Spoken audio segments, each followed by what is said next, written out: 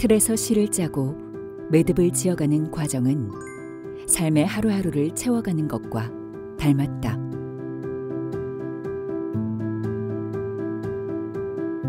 곱게 물들인 실로 짠 끈을 한 올 한 올 엮다 보면 그 끝에 꽃이 피어나고 나비가 날아든다.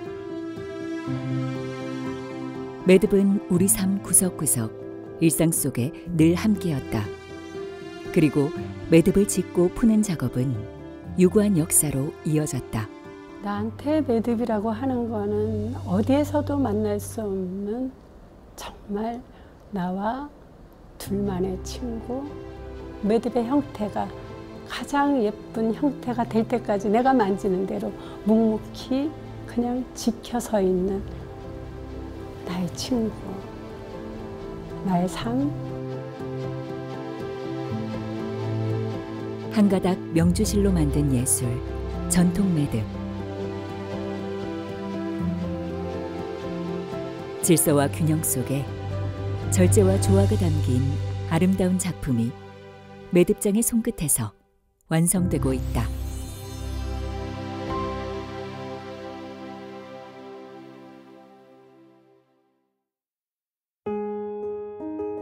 우리 조상의 삶 곳곳에서 매듭의 모습을 찾을 수 있을 만큼 매듭의 역사는 오래되었다.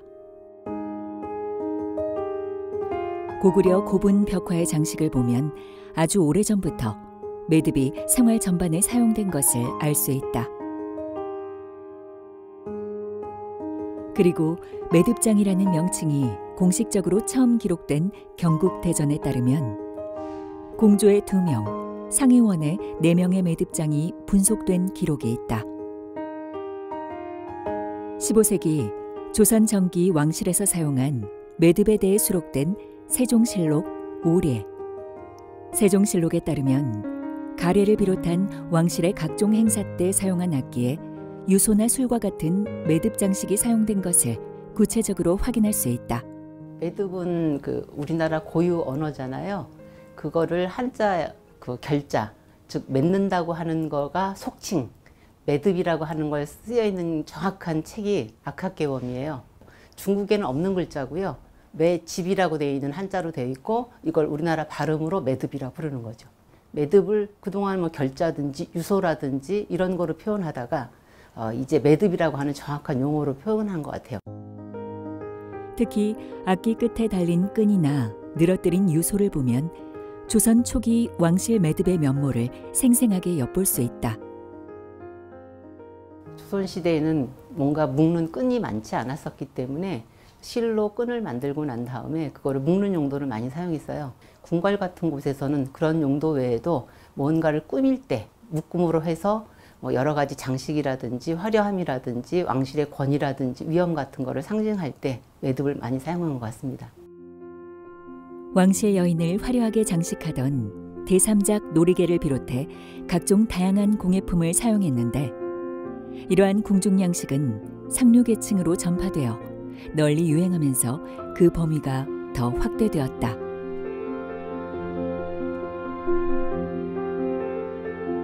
수저집과 안경집, 호패, 의복의 장식 등 백성들의 각종 생활용품에도 두루 쓰이며 대중화되었으며 매듭이 실생활에 쓰이지 않은 곳이 없을 만큼 그 용도가 다양했으며 수요 역시 많았다.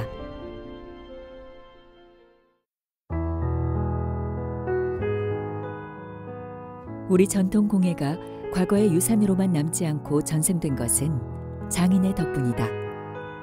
반세기 가까이 매듭 짓는 그 한기를 묵묵히 이어온 서울특별시 무형문화재 매듭장 보유자 노미자. 작업실에 홀로 조용히 앉아 한번 끝목을 잡으면 그 자리에서 거의 움직이지 않는다. 분주한 것은 오직 손뿐이다. 45년이라는 세월은 그냥 숫자로 봤을 때는 정말 긴 세월이에요. 그런데 새로운 작품을 시작을 하면서 또 그거에 대한 자료를 조사하면서 그 시간이 어떻게 갔는지 모르게 흘러갔던 것 같아요. 특히 노미자 보유자는 현재 남아있지 않은 의궤나 가마 등의 장식에 쓰였던 전통 매듭을 복원하는 데 힘써왔다. 가장 기억에 남는 작품을 꼽자고 하면은 아마도 가마 두 채겠죠. 하나는 부처님을 모시고 나가는 가마였고요. 또 하나는 민비가 궁 안에서 타셨던 소구였는데요. 가마에는 딸기술이 사방으로 돌아가는 게 있는데 그 딸기술이 아마도 130개가 넘게 들어가는 개수일 거예요. 소교를 만드는 동안에는 내가 살았던 것 같지는 않아요. 나는 없었던 것 같아요.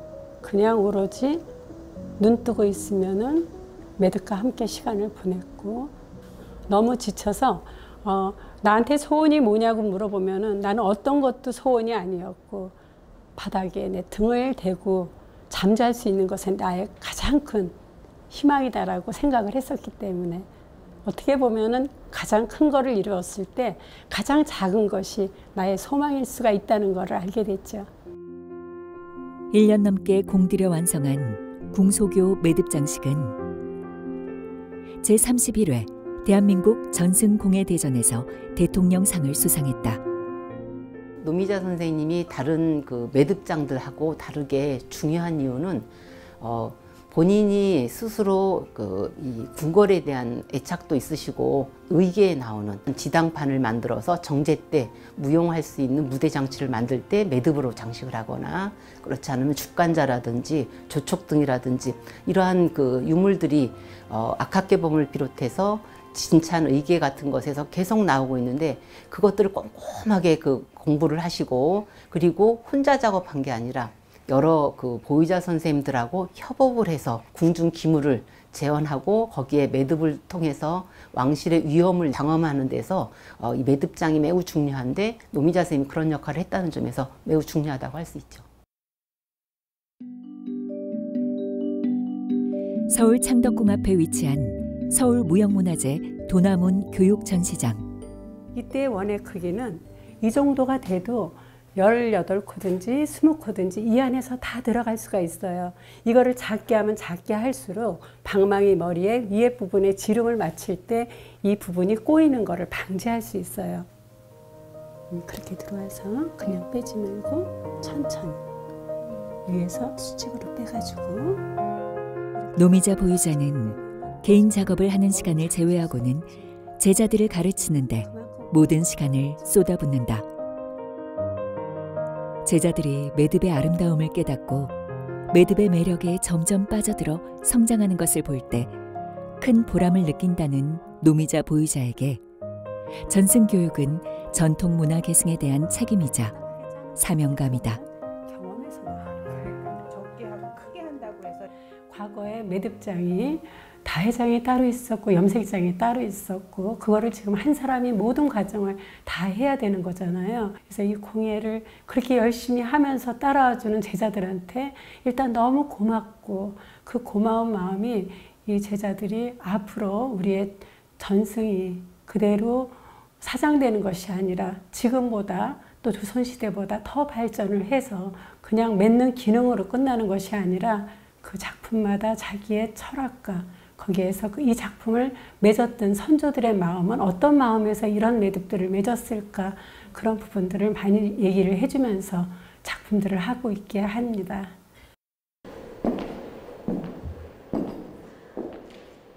국립중앙박물관을 찾아 커다란 병풍 앞에 선 노미자 보유자.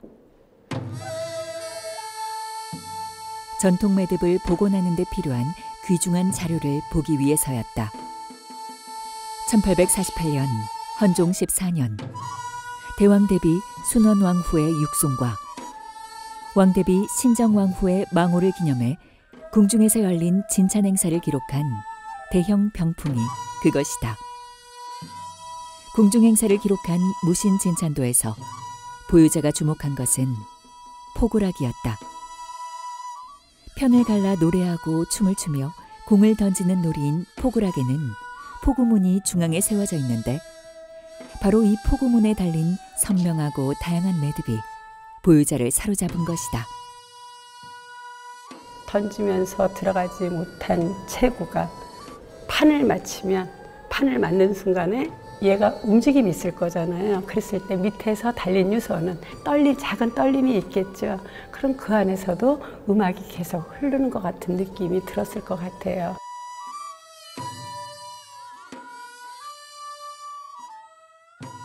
이 그림을 남겨놓으신 분들한테 너무 감사하다는 생각이 들어요. 포구문뿐만 아니라 이 그림 하나하나에 편정, 편경, 권고, 홍계까지 매듭이 달려있는 게 다 보이는 거예요.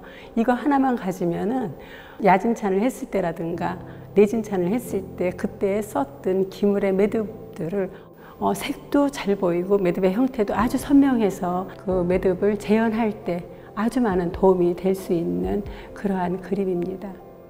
보유자는 포구문 매듭 유소를 제작하는데 도전하기로 했다.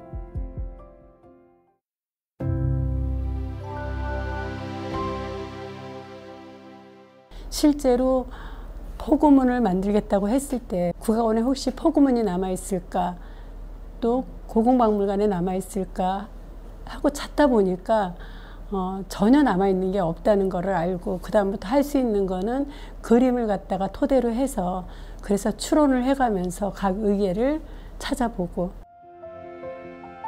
1848년 무신 진찬 의궤와 병풍에서 매듭의 형태와 색상을 확인한 보유자는 옛것 그대로를 재현하는 대신 포구문과 가장 잘 어울릴 수 있는 매듭에 대해 다시 고민했다. 그리고 오랜 연구와 노력 끝에 포구문 매듭 유소의 구상안을 완성했다. 포구문이라는 자체가 그 기물이 작지 않기 때문에 그러면 두 벌 관계에서 한 번을 더 늘려서 세 벌 관계를 해주고 양쪽에도 병아리를 달면은 진천도병에 남아있는 거와 비슷한 형태를 만들 수가 있겠다. 중간에 들어가는 매듭들은 꼰디기 매듭으로 단단하게 잡아주고 밑에 달린 술을 보니까 그 술의 형태가 방망이 머리에다가 망을 떠서 입힌 그 밑에 곡선을 줘서 위에는 조금 작고 밑에는 조금 큰 방망이 머리를 만들어야겠다. 그래서 방망이 머리를 여러 번 깎아보고 나서 위에 매듭과 방망이와 균형이 얼만큼 맞을 수 있을까 해서 방망이 머리를 깎는 것만도 시간을 두고 생각을 했었죠.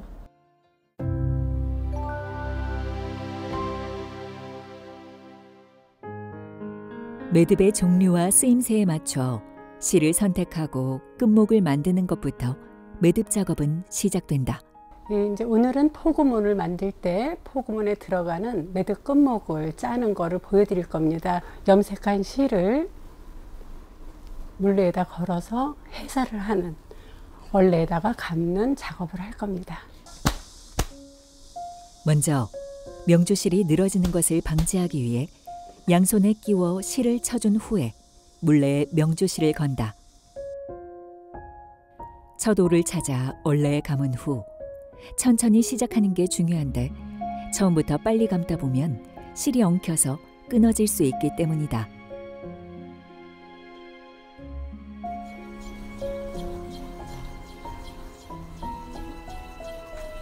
타래의 성질이 파악되면 속도를 내서 빨리 감아줄 수 있다.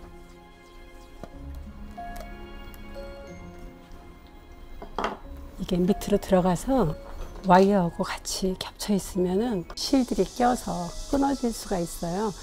끊어진 실은 타래 속으로 들어가기 때문에 그거를 찾는 거는 너무 어려운 일이라서 그래서 명주실을 다룰 때는 조심스럽게 이렇게 감으면은 어깨서부터 다 아픈데 스냅만 이용해서 얘를 얼레를 돌려줘요. 그러니까 어깨가 아프거나 이러지를 전혀 않죠. 많은 작업을 해도 모든 게 다 힘을 주니까 아픈 거예요. 얼레를 이용해 명주실을 풀어주는 해사 작업이 끝났다.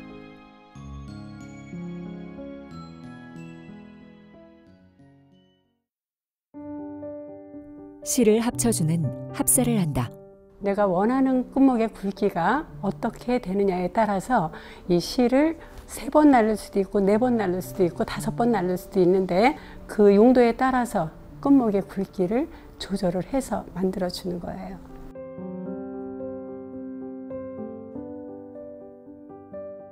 상사거리에서 실을 날랐을 때 그때 그 날른 거에서 끝목을 짜서 얻어지는 것은 60%에서 70%를 얻을 수가 있어요. 예를 들어서 나는 2m가 필요하다라고 하면은 3m 정도 하게 되면은 이 끝목의 길이를 맞춰서 할 수가 있어요. 먼저 상사거리의 사장못에 실을 걸어 묶는다.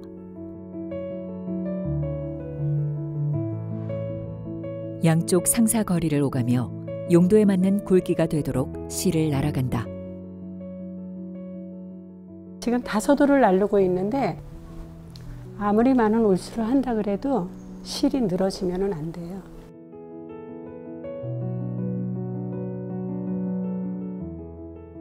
내가 여기서 실을 풀릴 때 실이 얼레에서 내 손은 가만히 있고 얘를 어떻게 방향을 써주면서 내가 당기느냐에 따라서 이거를 그대로 유지를 해주는 거예요. 딱딱딱 여기서 이렇게 걸리니까는 걸리면은 아무리 양쪽을 잘 잡아놨다고 하더라도 실은 당겨지잖아요. 그리고 올수가 많아질수록 당기는 힘은 굉장히 커지겠죠. 그러면 얘네들은 늘어졌다, 팽팽했다 이렇게 돼요. 늘어짐 없이 팽팽하고 가지런하게 실 날기가 끝났다.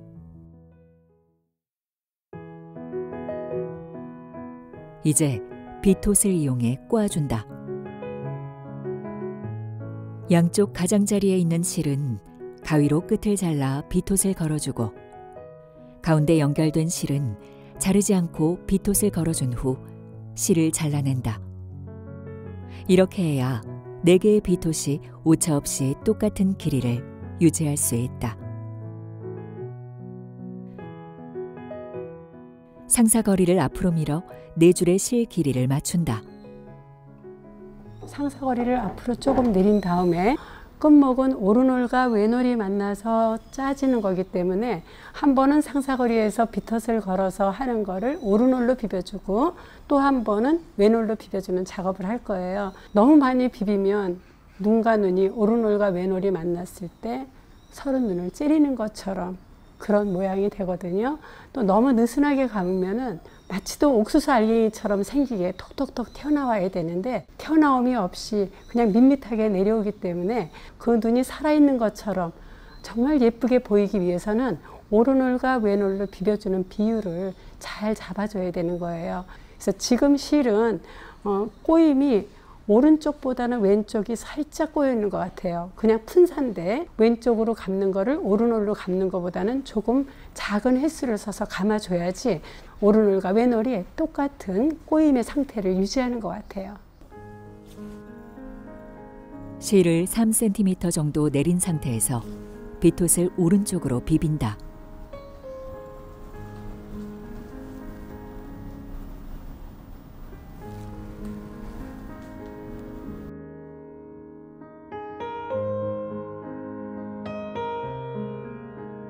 톳작은 매듭에서 끝목을 짤 때 실을 감아놓는 도구다.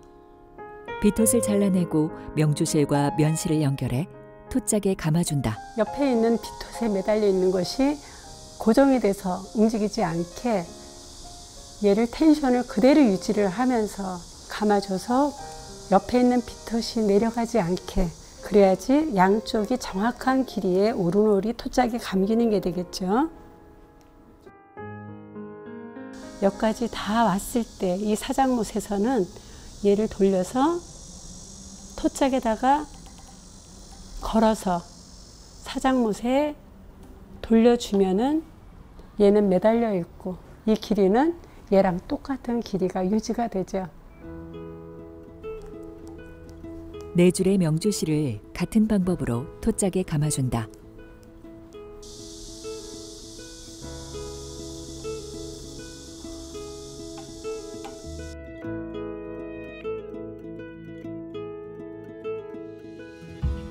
끝목을 짜기 위해서는 오른올과 왼올이 만나야 하기 때문에 두 방향으로 비비기가 끝난 실을 준비한다.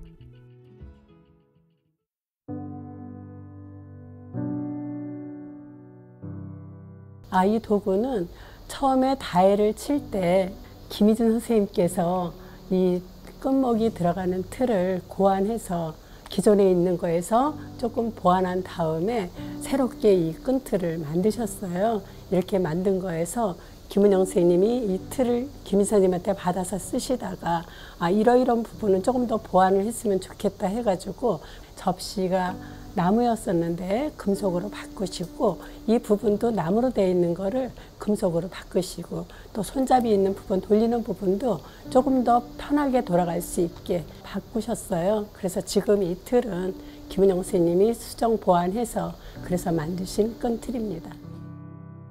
어떤 굵기로 끝목을 짜느냐에 따라 밑실의 올수가 달라지는데 끝목이 굵을수록 밑실의 올수가 많이 들어간다. 지금 포구문에 유소를 짜는 거기 때문에 그 유소의 매듭의 끝목은 상당히 굵어서 8개이기 때문에 2올이 실패에 감긴 것도 있고 3올이 감긴 것도 있어서 다 합해서 19올이 되게 만든 겁니다. 혹시라도 밑실이 조금이라도 드러난다고 했을 때 그 밑실이 흰색이면은 눈에 상당히 거슬리는 게 되기 때문에 이렇게 같은 색으로 염색을 해서 실패에 감아줍니다. 여기 있는 실들을 다 고리에 걸어서 구멍을 통과해서 위로 올라올 거예요. 바늘에 실을 끼우고 밑실을 고리에 건 다음 큰 틀 기둥의 구멍에 넣어서 위로 올려준다.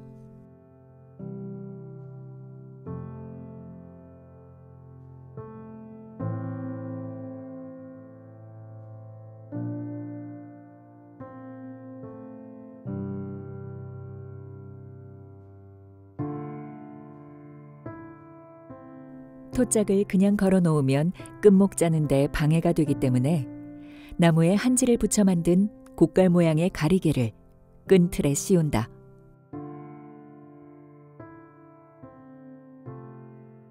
실을 짜는 사람은 소리도 굉장히 예뻐야 된다고 생각이 들더라고요. 그래서 근데 그 소리가 여기에 맞아서 이런 팅팅 튕기는 소리가 나는 거 하고 옷을 입혀서 옷 안에 솜이 들어갔거든요. 비단 천에 토짝이 부닥쳤을 때 나는 소리는 너무나 그 다른 소리가 돼서 이 옷을 입히고 한밤중에 실을 짜고 있으면은 그 조그맣게 나는 소리가 같은 의미를 가지면서 그러면서 저한테 한국의 음악을 선물하는 같은 그런 선사품 같은 느낌을 받으면서 끝목을 짜게 되더라고요. 그래서 저는 이 옷이 다 다르면 그 다음에 또 다른 옷을 입히고 다른 옷을 입히고 하는데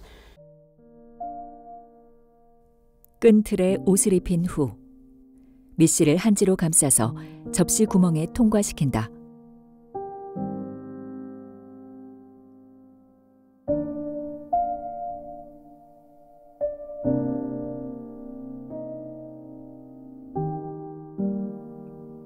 그리고 접시에 끼운 끝목의 밑실과 끈틀에 고정된 면실을 연결하고 연결한 실을 올려준다. 얘를 돌려주면은 여기에 감기면서 그러면서 이 실은 실패에 감긴 게 따라 올라올 거예요.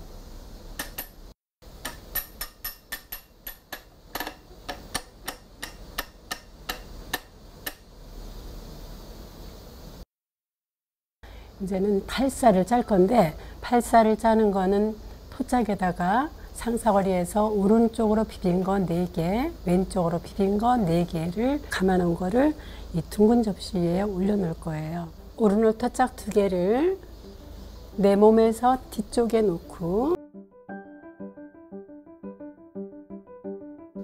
토짝의 오른쪽으로 비빈 실을 내 몸 앞쪽과 뒤쪽에다가 좌우 대칭되게 걸어주는 거예요.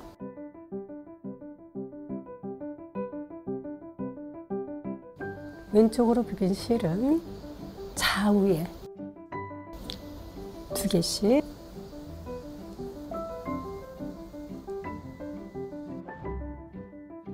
토짝 8개를 8방으로 나눠서 정확한 위치에 걸어준다. 항상 토짝이 내 손에서 딱 안겨서 움직일 수 있게.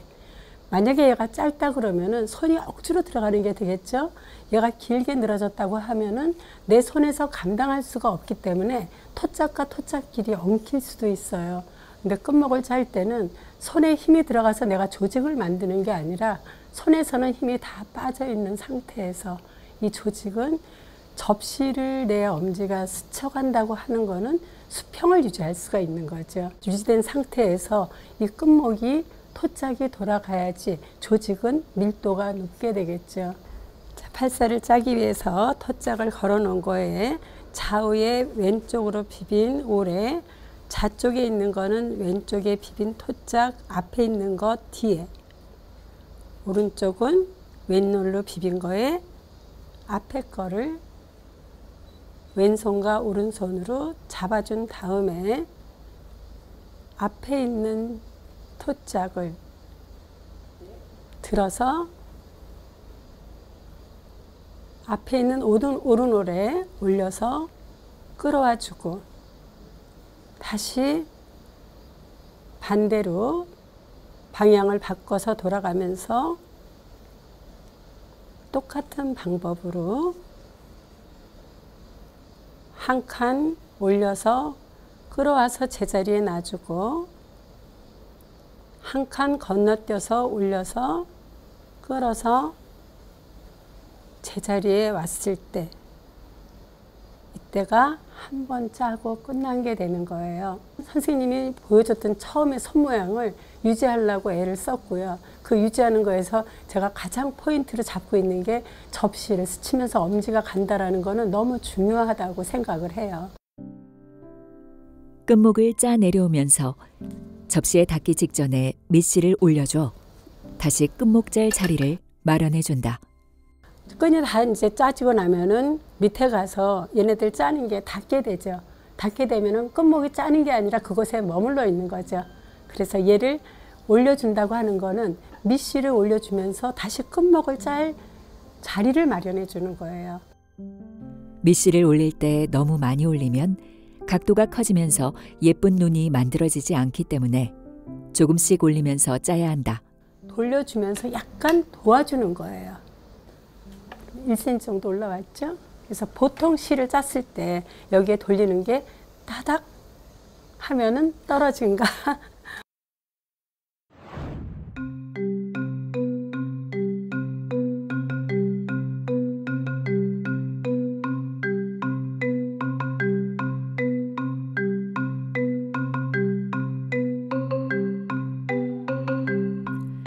장인의 손 안에 안겨있는 듯 토짝이 부드럽게 돌아간다. 끝목은 눈으로 짜는 게 아니라 편안하게 두 손이 자동으로 움직인다는 느낌이 들 때 속도도 붙고 눈도 예쁘게 짜진다.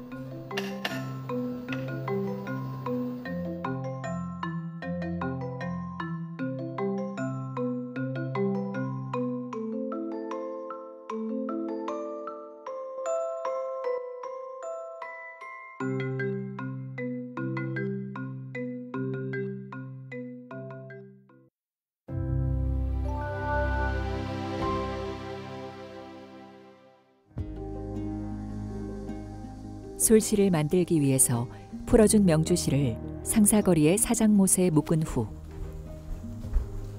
실이 늘어지지 않도록 손으로 당겨가며 날아준다.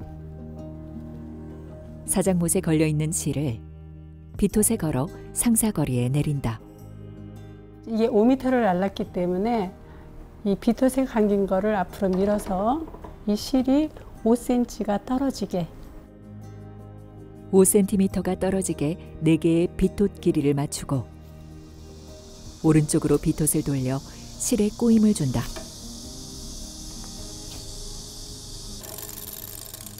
네 개가 동시에 소리가 난다는 거는 네 개의 돌리는 힘의 크기가 같아서 올라가는 게 같다라는 거예요. 5cm가 내려온 비톳이 올라가면 상사거리를 당겨 비톳을 멈추고 가운데 두 줄의 실을 교차한다.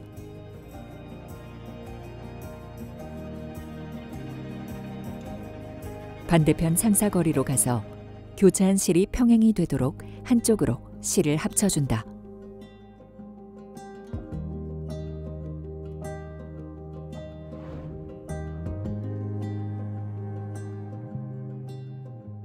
근데 지금 두올 비빈 거를 합사를 했기 때문에 비톳에 걸려 있는 거는 네올이 됐죠. 네올이 되기 때문에 무게는 조금 더 비톳의 무게가 무거워져야 되겠죠. 그래서 여기에 있는 남색은 95g짜리의 비톳이에요.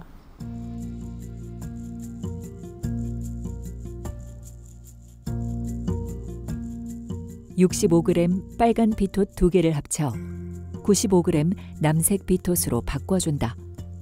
같은 방법으로 남아있는 비톳도 합쳐준다.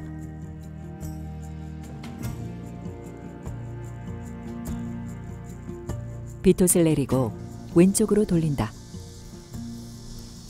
상사거리를 앞으로 밀어가면서 원하는 길이가 될 때까지 왼쪽으로 비톳을 비벼주는 과정을 반복한다.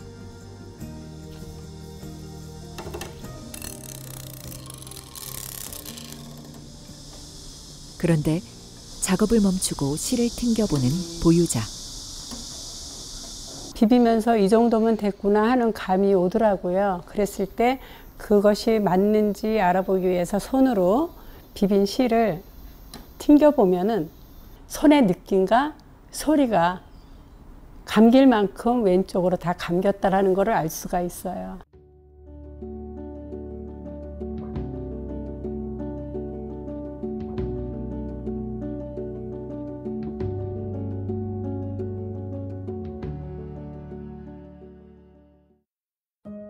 실 꼬기가 끝나면 술 비비기를 시작한다. 처음 날랐을 때보다 합사를 했을 때 올이 조금 더 굵어지고 술틀에서 비빌 때 또 그거보다 더 굵어지는 술이 되는 거죠. 그래서 마지막에 술틀에서 얻어지는 술의 굵기를 생각을 해서 내가 처음에 한 올로 술을 비빌 것인지 두 올로 술을 비빌 것인지를 결정을 합니다. 술틀 위쪽 비녀에 꼬은 실을 묶고 비녀 위아래로 팽팽하게 돌려 감는다. 49올 감을 거예요. 균일한 힘을 주고 감아야 결이 정돈되고 엉키지 않는다. 다 감은 솔실은 매듭을 준 다음 솔실 끝을 비녀 구멍에 끼워 고정시킨다.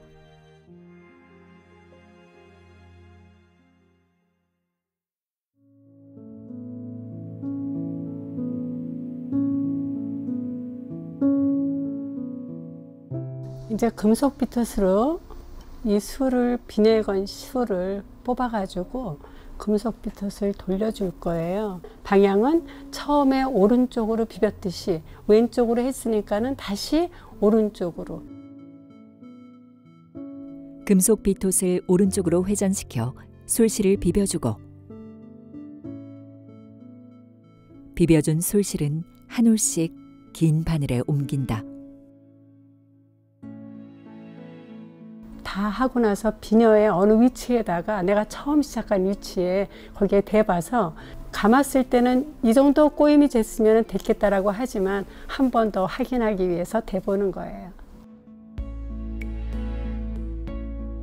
금속 비톳으로 솔실을 돌릴 때 또 하나 중요한 것은 바늘을 잡고 있는 손이 움직이지 않게 고정시켜 주는 것이다.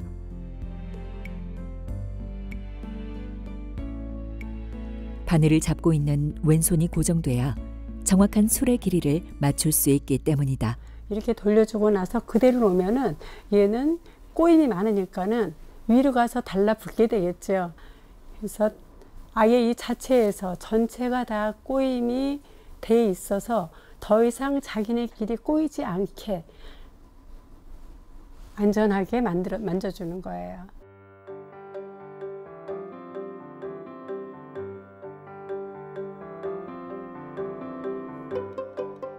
솔실 비비기 작업이 끝나면 큰 바늘에 실을 옮겨준다. 뭉쳐서 뺀 솔실은 차례대로 잘 만져줘서 가지런하게 정돈해준다.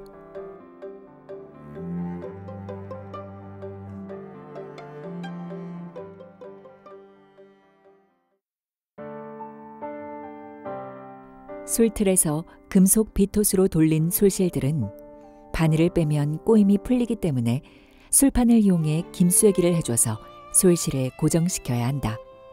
고정을 시킬 면실을 풀러서 위에를 눌러주면서 다 풀러서 일자가 되게 한 다음에 얘를 반을 벌려서 면실을 그 사이에 들어가게 해서 걸어서 내려오면은 중간 중심 부분을 정확하게 잡아주게 되죠.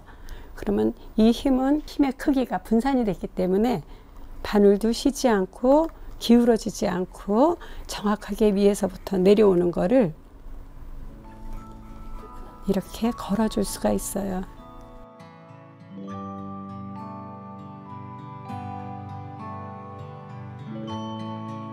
솔실이 서로 겹치지 않도록 하면서 실을 바짝 당겨 늘어지지 않게 고정시킨다.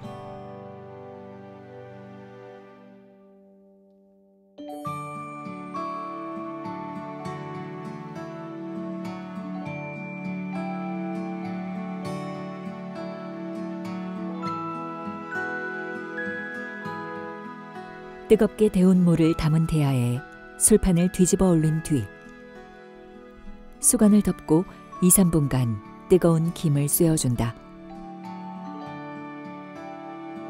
김 쐬기가 끝나면 그늘지고 통풍이 잘 되는 곳에서 바짝 말린다.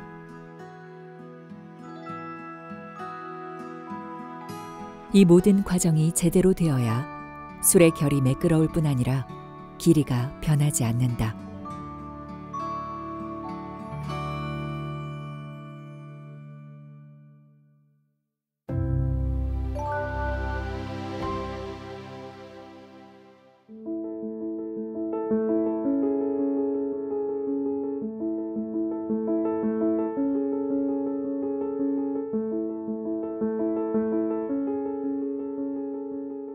우리나라 매듭의 종류는 38가지가 있어요. 그 38가지의 종류가 자연에서 따온 꽃 이름이라든가 곤충 이름이라든가 이런 이름들로 돼 있어서 이름 하나하나가 너무 예쁜 이름을 가지고 있는 것 같아요. 그런 아름다운 이름도 갖고 있지만은 매듭이 앞뒤가 똑같고 좌우가 대칭이 되고 중심에서 시작해서 중심으로 끝나는 것이 우리나라 매듭이에요. 그 매듭 중에서 오늘은 가락지 매듭을 해볼 거예요. 끝목은 지금 이거는 밑실이 들어가지 않은 거예요. 대바늘 위에다가 두올로 짠 끝목을 올려놓고 원을 한 바퀴 돌아서 제자리로 오면은 위로 올라가면서 한 바퀴, 두 바퀴.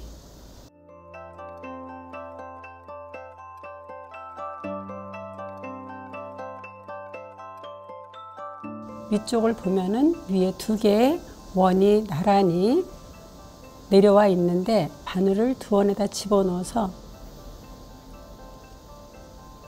이 3.5mm 대바늘에 딱 맞는 가락지를 만들 수 있을 정도의 공간을 키워주고 오른쪽에 있는 원이 왼쪽에 있는 원 위로 올라가서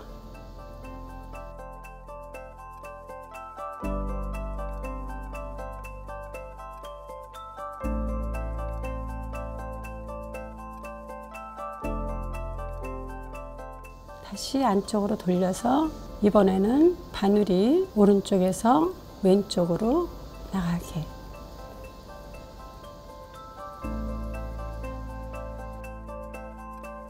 큰 작품을 할 때 끝목에 이어지는 부분을 가리는 역할을 하는 게 가락지 매듭이다.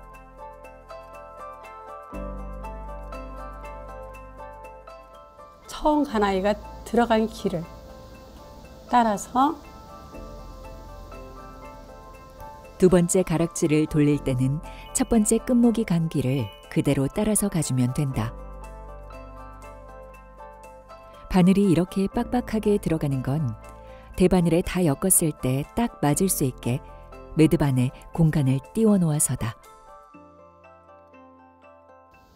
가락지가 예쁘게 될 수 있게 가운데 부분에 끝목이 지나가는 거는 살짝 덜 당겨주고 가상위를 지나가는 거는 조금 더 힘을 가해서 당겨가지고 지름의 차이가 날 수 있게 만들어줘요.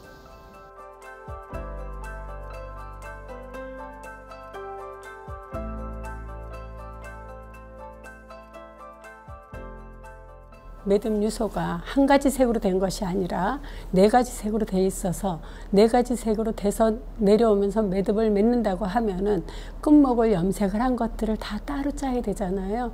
따로 짜서 매듭과 매듭 사이를 이어줬을 때 지저분하게 보이는 부분을 가락지로 가려서 마무리를 해줘야 되거든요.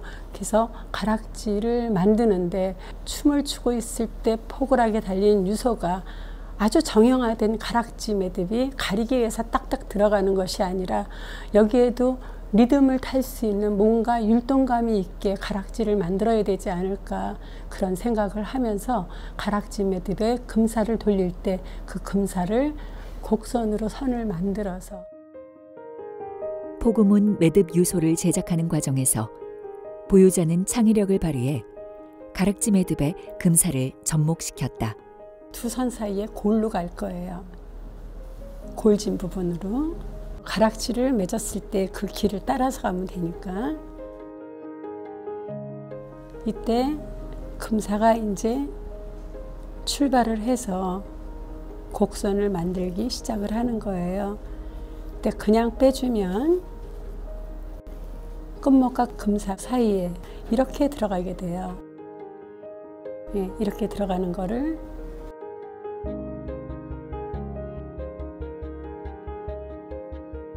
춤을 추면서 한삼을 딱 꺾을 때 같은 느낌에 얘가 한 바퀴 팔에 한삼이 쓱 감겨가는 느낌.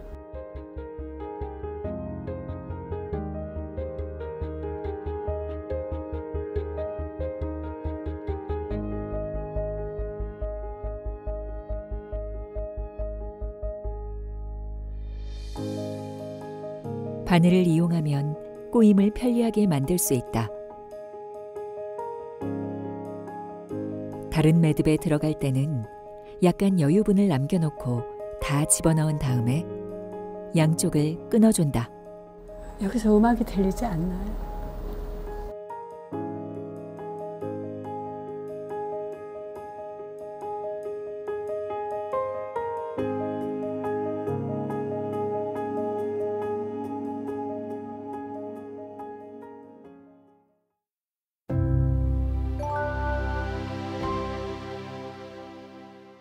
이번에는 꼰디기 매듭을 맺어보려고 해요. 번데기 모양이랑 너무 비슷한 거예요. 그래서 아마도 번데기 형태를 닮아서 번데기 매듭이라고 했는데 하지만 지금은 꼰디기 매듭이라고 이 이름을 가지고 있고요. 꼰디기 매듭은 도래 매듭이 세 개가 들어가는데 위아래 도래 매듭이 들어가고 중간에 또 하나의 도래 매듭을 엮어야지 이 꼰디기 매듭을 완성을 할 수가 있어요. 꼰디기 매듭을 엮기 위해서는 위쪽에 도래 매듭을 먼저 만들어준다.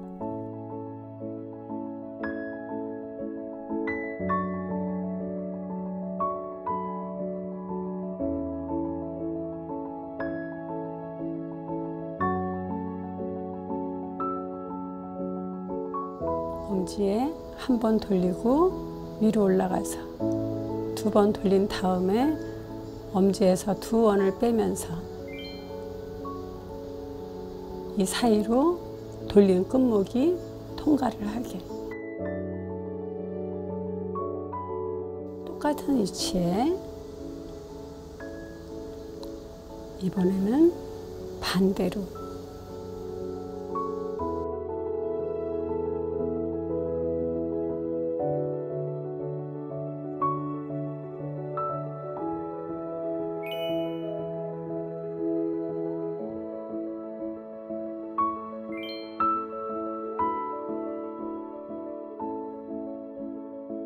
도래매듭에 골을 만들고 세 번째, 네 번째 손가락에다가 원을 만들면서 다시 통과를 하면은 이때 이 부분이 도래매듭의 귀가 되는 거죠. 아랫선을 세 번째, 네 번째 손가락에 걸어서 고정을 시킨 다음에 엄지는 원부터 밀어서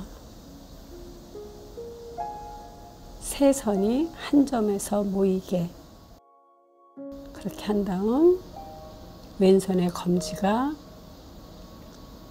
세 선을 눌러줘서 밑으로 내려온 걸 다시 왼손의 검지가 끼워서 올려주면은 이 원은 360도 회전을 한 거예요. 밑에 있는 선이 또 하나의 도레매듭의 골을 만들고, 이 골을 만든 선이 귀는 제껴주고 두 도래의 고에만 통과를 해서 나가게 한 다음 다시 이 선이 아래 약지를 걸면서 또 하나의 귀가 되게 두 원을 통과해 줍니다. 그러면 엮는 과정은 다 끝났는데, 이때 당겨줄 때 처음 만들었던 귀를 아랫선을 당겨주면은 첫 번째 만들었던 도레매듭의 원이 당겨지게 되고, 교차한 점 위에다가 사선으로 올려서 X선이 되게 한 다음에 아래에 있는 원의 아랫선을 당겨주면은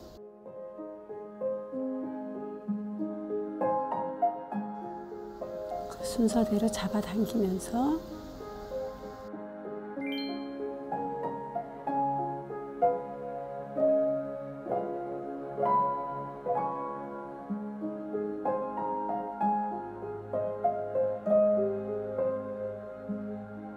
얘를 당겨주면 X선이 돌려서 도레매듭 몸쪽에 붙게, 그러면 옆쪽에 보여지는 거는 나란한 두 선이 보이게 되죠.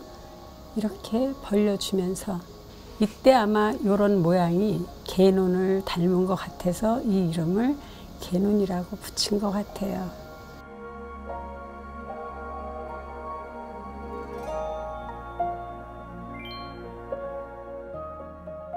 그 다음에 다시 밑에다가 도레매듭을 개눈과 좌우 대칭이 되게 하나를 더 엮어줘서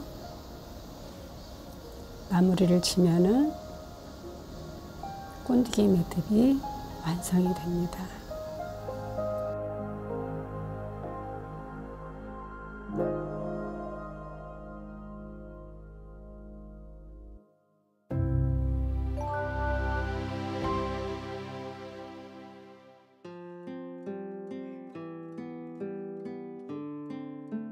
이제 유서에 들어가는 4가지 색상 매듭 중에서 세벌관계 병아리 매듭이 있는데, 이때 들어가는 이 끝목은 겉실 5올에 밑실 19올을 넣어서 짠 끝목인데, 이 끝목을 가지고 세벌관계 병아리를 하나 엮는데 2m70이 들어가고, 특히나 큰 매듭을 맺을 때는 여유분이 적으면은 몸이 아주 불편하게 매듭을 맺을 수밖에 없어요. 그래서 필요한 끝목보다는 조금 더 길게 해서, 그래서 매듭을 맺어주면 훨씬 좀 편하고 예쁜 매듭을 맺을 수가 있죠.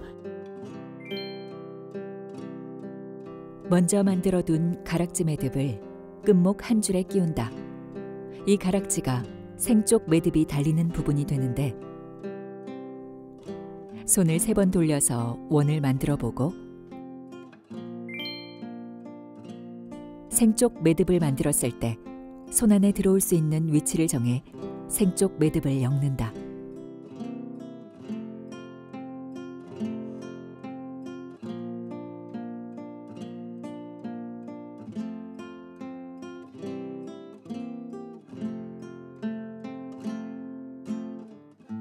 생쪽 매듭을 다 엮고 나면 남아있는 끝목 한 줄에도 가락지 매듭을 끼워 고정한다.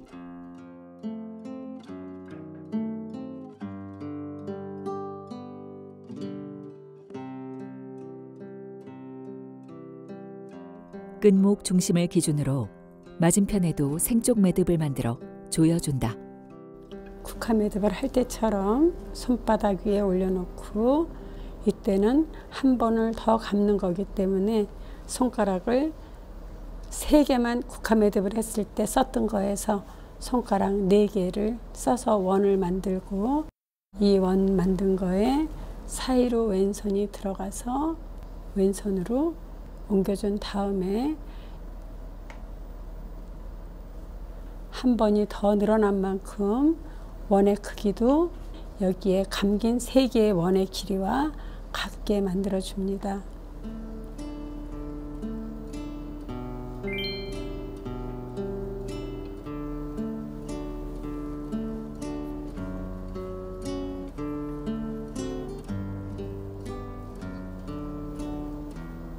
아래에서 위로 들어오고 제자리로 돌아가게. 다시 생쪽을 잡고 안쪽으로 틀어줘서 앞에 선이 아닌 뒤에 있는 선을 잡고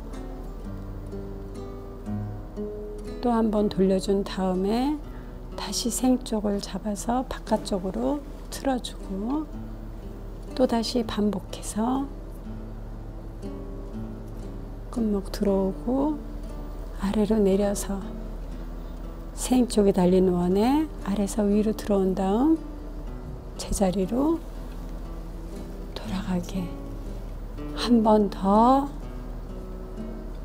똑같은 과정을 해주면서 3개의 수직을 오른손의 엄지와 검지로 고정을 시켜서 잡아준 다음에 그대로 수평이 되게.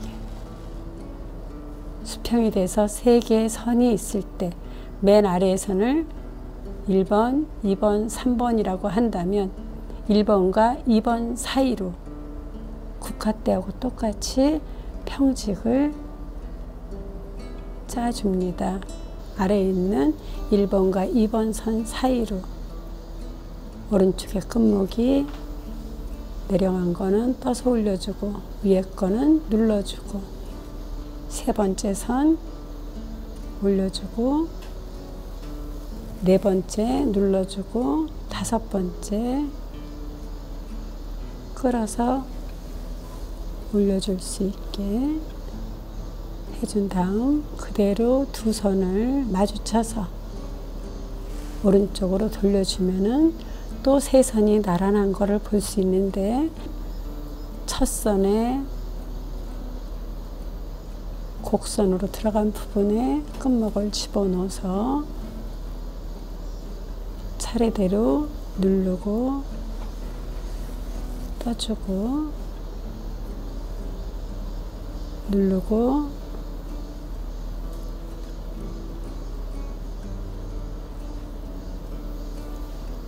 떠주면서 다 통과해서 나왔을 때 국화보다 한 번 더 원을 만든 거니까 처음에 했던 거와 똑같은 방법으로 오른쪽에 끝목이 지나갈 수 있게 해줍니다.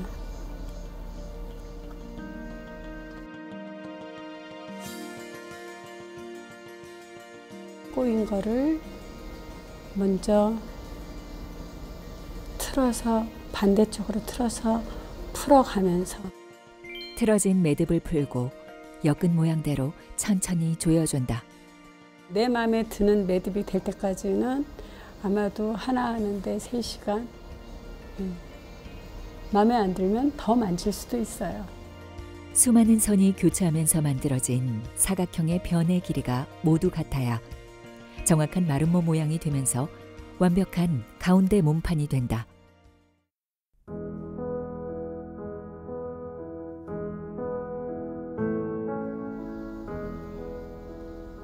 이 금판이 들어갈 정도로 벌려서 금판을 이 공간으로 집어넣을 때 꼭지점의 위치를 잘 보면서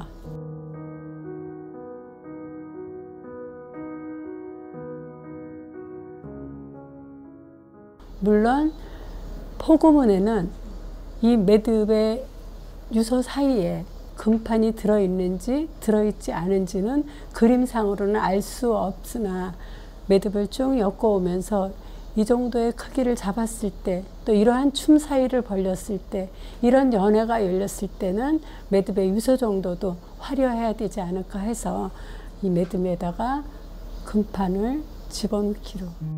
이제 이때부터 금판에 달 때까지 꽃잎 하나하나를 당길 때마다 당기는 손의 힘의 크기를 늘상 같이 하면서 당겨주면서 다 달 때까지.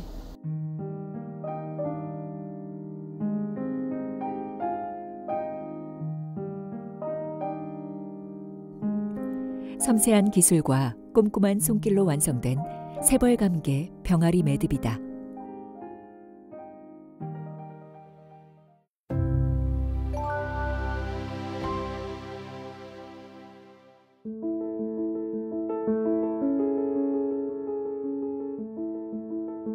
방망이술을 만드는데 방망이의 머리는 이 자체가 춤을 추고 잔치가 열렸으니 만드는 방망이도 약간의 곡선을 더 줘서 그래서 좀 더 리듬 있게 보이게 하는 게 좋지 않을까. 그래서 방망이 머리를 한 단계 내려가서 그 다음 단계 조금 더 크게 내려오게 모치리에다가 금을 붙여서 그래서 만들어 놓으면은 방망이 머리를 떠서 입혔을 때 방망이 머리를 뜬 그 사이사이의 빈 공간에서 금색이 발색을 하게 되고 그 발색하는 것이 훨씬 더 화려한 잔치를 보여줄 수 있는 그런 느낌이 나서 밑에다가 이렇게 금을 입혔습니다.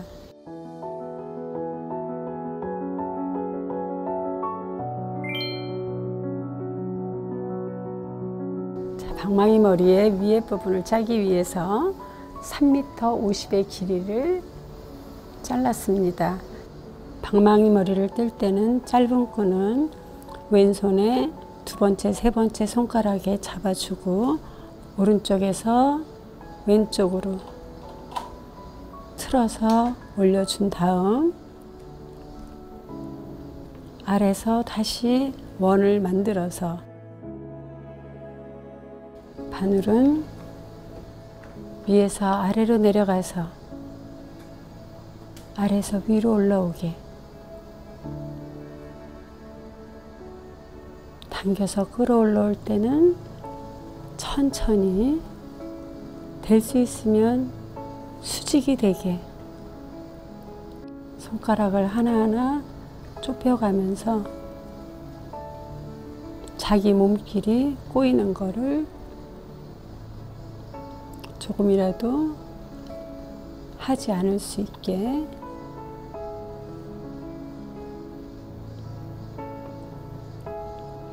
팔자를 없을 때 당기는 거는 한 번에 당겨서 꼬임을 만들지 않고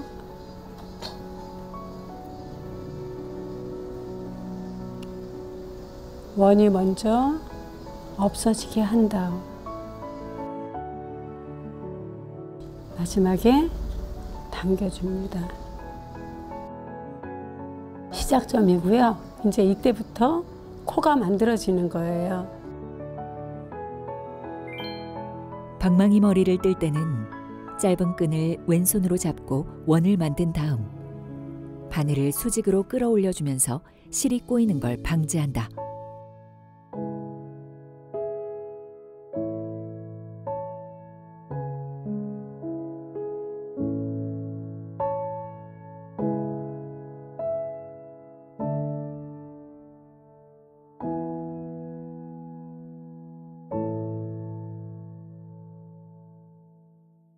두 번째 단은 첫 번째 16코를 만들었으니까는 16코 만든 게 이제 원이 되잖아요. 첫 번째 만들어 놓은 코에 두 단을 내려갈 때 거기에 바늘이 들어가면서 팔자를 만들어서 그래서 다시 코를 만들어주기 시작을 하는 거예요. 위쪽 방망이 1단과 같은 크기로 2단과 3단도 16코를 만들어준다. 마지막에 팔자가 됐을 때 그냥 잡아당기면 실이 꼬이기 때문에 원의 구멍이 완전히 막히는 걸 보면서 긴 끈을 당겨주는데 이것으로 코의 크기를 결정할 수 있다.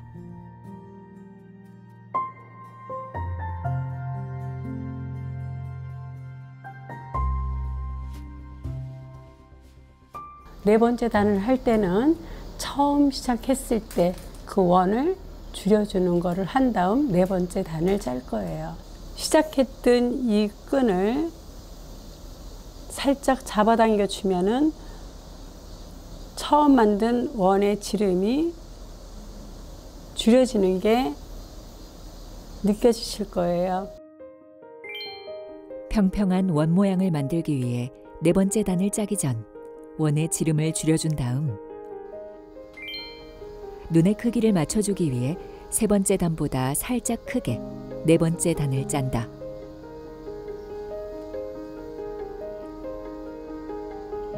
이렇게 네 번째 단을 짤 때 줄어든 것만큼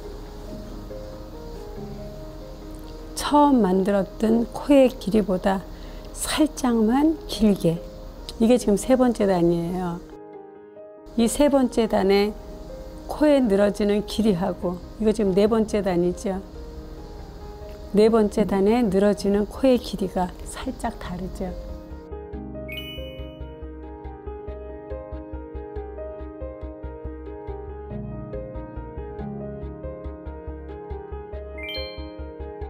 같은 방법으로 위쪽 방망이를 짜내려가는 동안 보유자는 미동도 없이 오직 손끝에 모든 정신을 집중한다.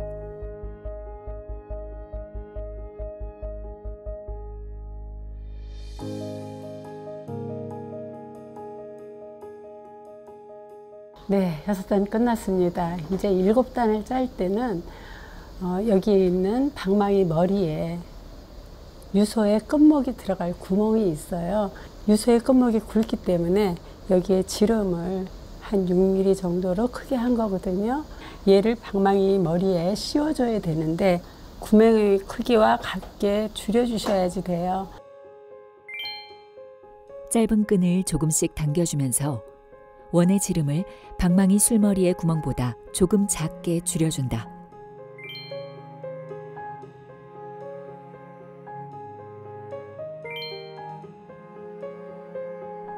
짧은 실은 끊지 않고 바늘에 연결해 술머리 구멍에 안전하게 넣어주고 술머리 구멍에 나무 막대를 꽂아 6단까지 짠 망을 끼워주면 움직이지 않게 잘 고정된다. 바늘을 껴서 잡아주면은 지금 이 부분이 가장 원주가 긴 부분인데 얘가 여기까지 내려오잖아요. 그래서 7단부터 조금 더 키워서 가면 돼요. 눈의 크기를. 이런 꼬임이 방망이를 짤 때 너무 힘들게 해주는 부분이에요.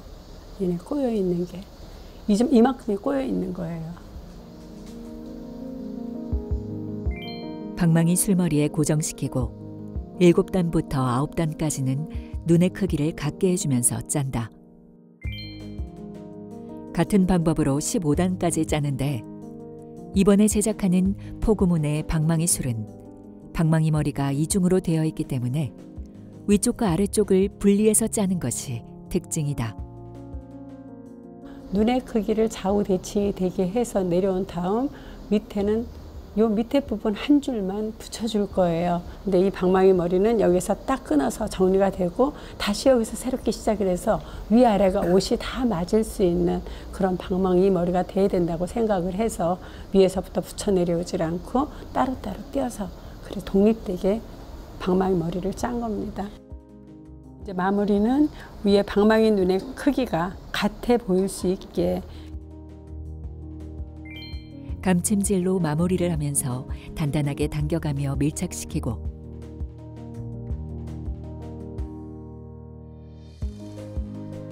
마지막으로 실을 돌려준 뒤 묶어서 고정시킨다.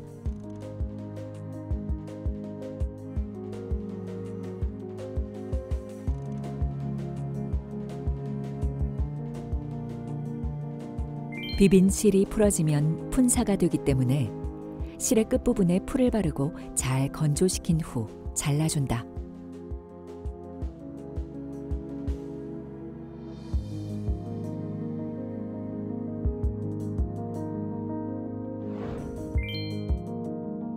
아래쪽 방망이 머리는 위쪽과 같은 방법으로 22코로 짠다. 마찬가지로 빈 공간 없이 술머리에 딱 맞게 완성한다.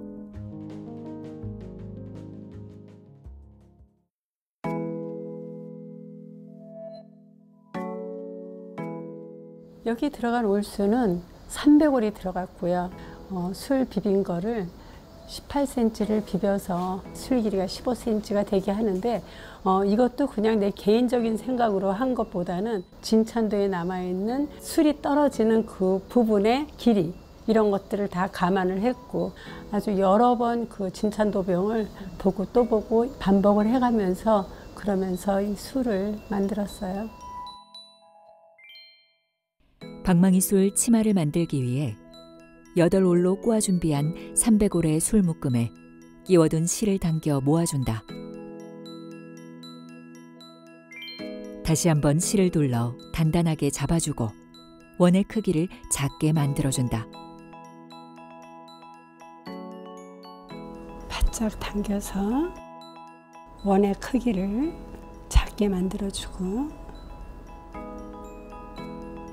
이때 이 원의 크기는 방망이 머리에 이 지름의 옆부분에 딱 올라갈 수 있게 당긴 머리를 위에다 대보고 얘를 당겨주는데 이때 당겨주는 거는 상당히 조심스럽게 지름보다 조금 작게 만들어졌어요, 원이.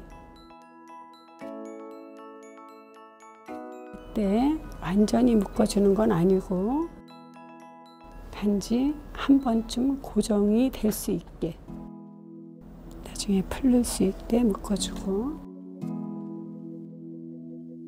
이렇게 지름의 길이를 갖게 해서 만들어주고 나서 나머지 부분들의 이런 실들이 막 보일 거예요, 지저분하게.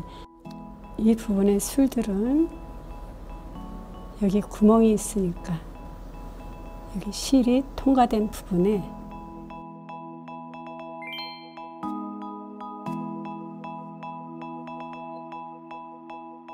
지름 길이를 맞추고 남은 짧은 실들은 바늘을 이용해 안으로 집어넣어주고 가위로 다듬어 정돈한다.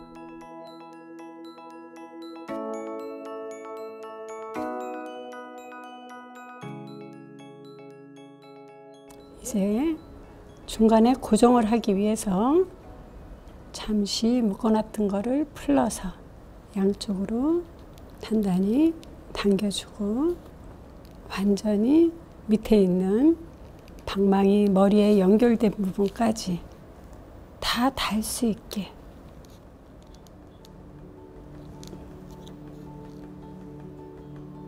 조금씩 움직임이 있었으니까 다시 한번 손으로 정리를 해서 지름의 둘레에 완전히 맞을 수 있게 그래야지 밑에 떨어지는 술의 길이들이 일정하게 내려올 수 있으니까 이 단단하게 당겨준 거를 다시 한번 더 당겨서 풀칠을 해서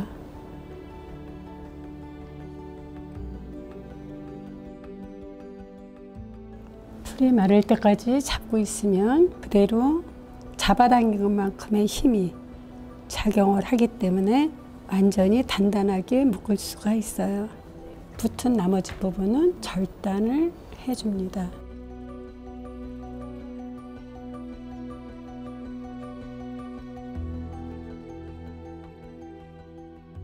지금 이제 이렇게 술을 만들었을 때 술이 내려온 게 다 일정하게 내려와 있죠. 이 작업은 위에서부터 어떻게 하느냐에 따라서 길이를 딱 맞게 하고 그 다음에는 돌아가는 원이 고르게 돌아가고 올라갔다 내려갔다 하지 않고 일정하게 다 내려와야지 밑에 길이를 이렇게 맞출 수가 있는 거예요. 자, 마무리 다 하고 나서 뒤집은 다음에 묶어주고 술의 힘이 세기 때문에 얘네는 이렇게 뻗쳐 있어요. 그래서 술 부분은 이렇게 손으로 잡아주고 김을 한번 쐬주면은 얘네들이 차분하게 내려올 수가 있어요. 잡은 모양 그대로 김쐐기를 해주면 차분하게 정돈된 방망이 술 치마가 완성된다. 방망이 머리를 떠서 입힌 틈새에서 반짝이는 금빛이 화려한 잔치의 여운을 더해주고 가지런한 치마의 300올 가닥가닥에서 장인의 위대함이 느껴진다.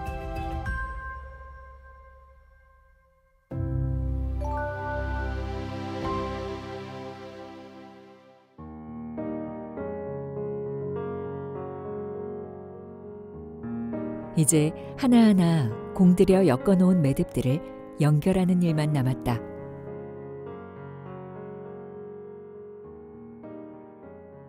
연결시킬 때는 그 무신년 진차년도에 나와 있는 매듭의 색들이 있는 순서대로 연결을 할 건데, 맨 위에 부분에 꼰디기 매듭을 맺고 꼰디기 매듭 맺은 부분이 내려와서 세불관계의 노란색으로 양쪽에 생쪽 매듭을 한 거를 연결을 한 다음에 가락지로 그 부분을 가려주는 작업을 할 거예요. 매듭을 맺어진 것 위에 부분에 있고 얘네 부분이 만나게 되면은 그 부분이 굉장히 두꺼워지겠죠. 그래서 연결하는 부분에서는 밑실을 빼서 잘라내고 겉실이 돌아가게 해야지 가락지를 앉혀줬을 때도 가락지가 큰 가락지가 아닌 매듭이 엮어 내려오는 거에 적당한 크기의 가락지를 만들 수가 있어요. 매듭을 연결하기 위해서 먼저 연결할 끝목의 밑실을 빼낸다.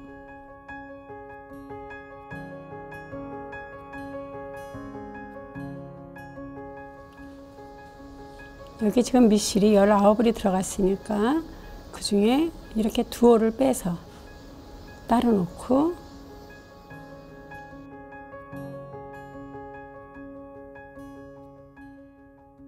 약간의 사선으로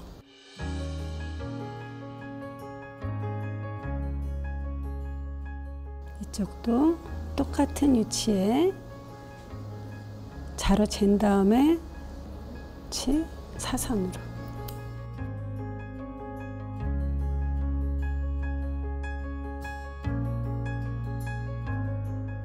이제 밑실을 자르기 위해서 위로 올려뒀던 겉실을 훑어서 다시 내려오게 해주고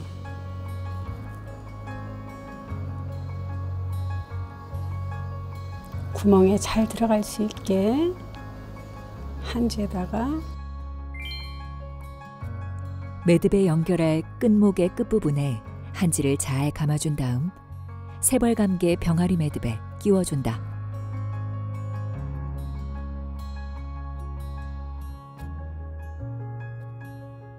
뒤로 돌려서 이렇게 밑실이 하나도 없지요?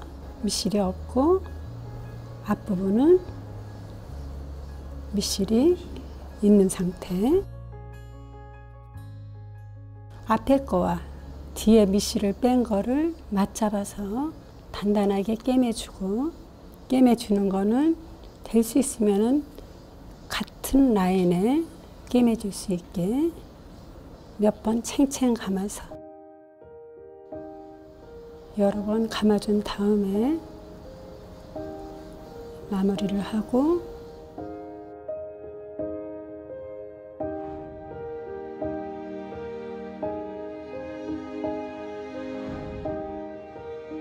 꼰디기 매듭 아래에 있던 가락지 매듭을 내려주기 위해 한지를 감아준 다음 가락지 매듭을 내려준다.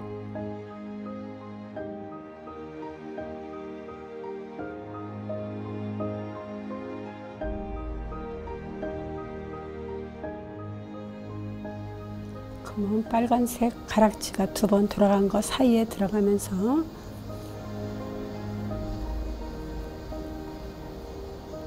가락지에 곡선이 생기게. 가락지로 바느질한 부분이 메워지게 금사로 둘러 장식한다. 부분을 지금 다 잘랐잖아요. 잘라서 이어가면서 이 밑실이 들어가는 그 밑까지도 다 생각을 하고 또 그 밑실을 뺐는데 위에서부터 내려오는 길이가 좌우가 똑같이 내려오면서 매듭이 달려 있어야지 이쪽 유소와 이쪽 유소의 길이가 같아지겠죠. 그래서 실제로 끊어진 거를 이어가면서 하는 거는 굉장히 까다로운 작업이에요. 마음이 다 가라앉은 상태에서 두 개의 유소를 놓고 하나를 붉은색과 노란색을 연결했으면 똑같은 위치에 있는 애를 같은 시간에 동시간에 같이 동시에 맺어줘요. 그래서 위에 거의 길이를 딱 맞았는지 확인을 하고 그 다음 밑으로 내려와서 두 개를 동시에 하고 하나 따로 하고 하나 따로 하는 작업이 아니고 그렇게 해야지 늘어지는 유소의 길이가 같을 수가 있어요. 조금의 오차도 용납이 안 되는 거죠. 이제 세벌 감개 매듭에 연결할 꼰디기 매듭을 준비한다. 먼저 세벌 감개 매듭의 밑실을 빼내 두 올을 남기고 원하는 길이에 맞춰 잘라주고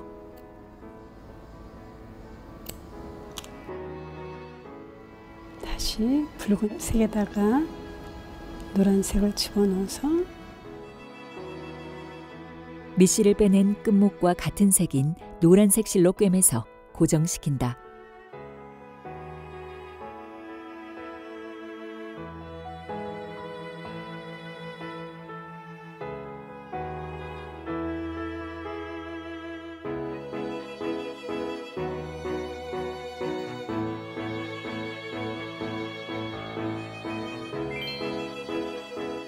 남은 매듭들도 같은 방법으로 연결한다.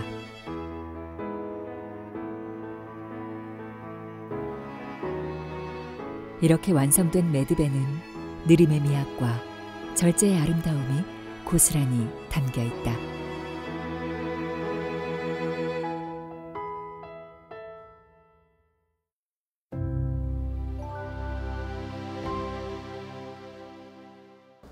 이제 위에서부터 연결하는 매듭을 다 연결이 끝났어요. 연결이 끝나고 나서 이제 술을 집어넣는 그 과정을 할 거예요. 이 방망이 술은 위아래가 망을 떠서 이렇게 옷을 입혀줬잖아요. 이 옷을 입힌 부분에 매듭 끝목이 들어가서 그대로 마무리가 되는 게 아니라 방망이 머리가 위에 아래 이렇게 두 개가 연결돼서 내려와서 가락지도 거기에 비례를 맞추기 위해서 이렇게 두 개를 얹어줄 거예요. 매듭과 술을 연결하기 위해 한지를 이용하는데 끝목에 한지를 감아서 가락지 매듭을 끼운다.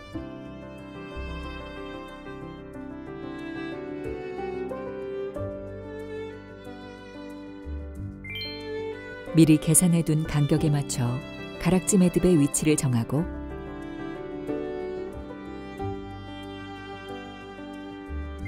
한지로 감싼 끝목을 방망이술 구멍에 넣어 통과시킨 다음 구멍 밑으로 내려온 끝목에 가락지 매듭을 끼워서 고정한다.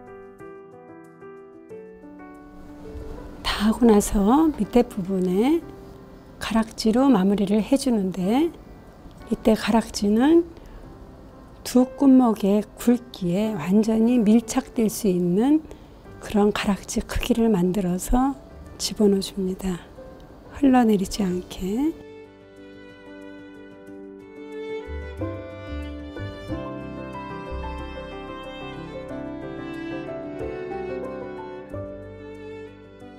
마무리는 풀칠을 해서 그래서 잘라줍니다.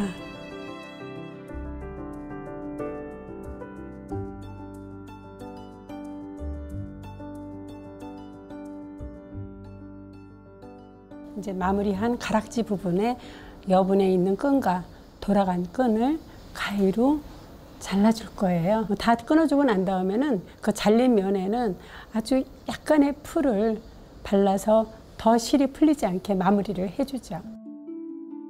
잘라줄 때는 아주 바짝 끝목을 살짝 당겨서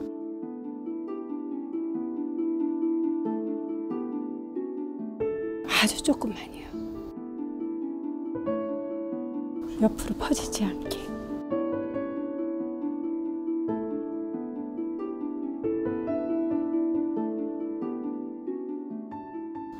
포구문의 유소가 완성이 되기까지 꽤 많은 시간을 보냈는데 그 시대에 그 살았던 그분들이 어떠한 진차년을 벌리면서 그러면서 즐기고 있었을까 하는 많은 생각들이 머리에서 오가면서 하나하나가 만들어질 때마다 내가 마치 조선의 여인이 돼서 그 시대로 돌아가 있는 그런 착각을 느낄 수가 있었던 것 같아요.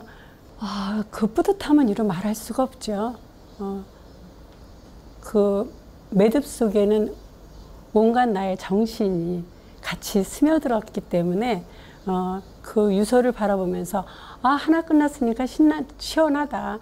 다음에 난 좀 쉬어야겠다. 이런 것보다는 포구문에 있는 유서 외에 또 진찬도에 어떤 게 있었을까. 그래서 또다시 다른 걸로 재현하고 싶은 마음이 드는 그런 시간들이 되는 것 같아요. 노미자 보유자는 과거를 엮어서 현재를 맺었고 매듭의 미래를 보여주었다. 1848년 무신 진찬도의 한 폭에 그려져 있던 작은 그림에서 시작된 포구문 매듭 유소 제작 작업. 작품 속에 175년을 뛰어넘는 시공간이 함께하고 있다. 지금껏 작품을 해오지만 내가 이 작품은 아직도 나는 다 채워주지 못한 것 같으니 이 작품을 마저 더 채워야 되지 않을까. 물론 그거는 궁예 진찬연에 있는 작품 중에서 찾고 있을 것 같아요. 진찬연에 사용됐던 거를 만들었던 사람이니까 그거를 더 채워가서 조선시대에 궁중에서의 진찬연은 이렇게 기물들을 놓고 매듭에 유서를 달았어 하는 것이 내 작품이 나가면은 그냥 한 곳에서 다 볼 수 있는 그러한 마무리를 하고 싶은 게 저의 꿈입니다. 어떤 일을 마무리할 때 우리는 매듭을 짓는다란 말을 쓴다. 다시 말하면 매듭을 짓는다는 건 일의 완성을 의미한다. 이처럼 매듭은 과거와 현재, 미래를 아우르는 완성의 미를 추구한다.